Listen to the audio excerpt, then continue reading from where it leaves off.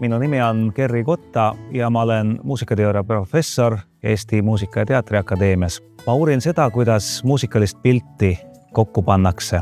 See tähendab seda, et kui kuulaja on saalis, kuidas ta kuuldu kokku paneb, kui helilooja komponeerib teost, kuidas ta selle struktuuri kokku paneb ja kuidas see tema jaoks mingisuguse mõtte omandab. Miks mind see huvitab? Ma olen märganud, et see, kuidas see toimub muusikas, toimub ka näiteks psühholoogias, toimub ka minu sees.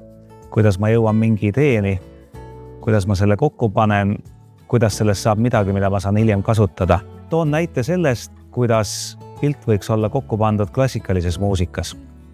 Klassikalise muusika struktuurid võtavad oma vormi valgustusfilosoofiast, mis näeb inimest eelkõige ühiskondliku olendina ja ütleb, et inimene realiseerib ennast kõige paremini ühiskonnas toimetades. Klassikaline sümfoonia näitab meile seda, kuidas inimene maailma paisatakse, kuidas ta sellega kohtub.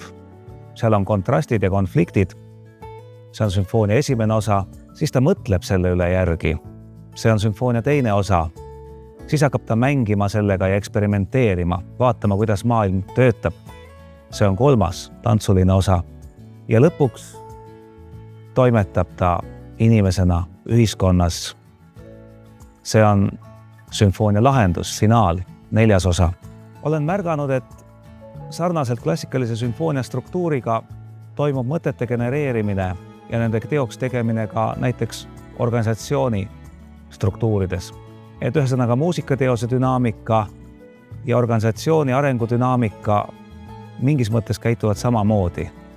Nad on üks ja sellest tulenevalt võib klassikalise muusika osas saadud teadmisi kanda üle ka täiesti mitte muusikalistesse valdkondadesse ja leida sealt värskeid uusi vaateid.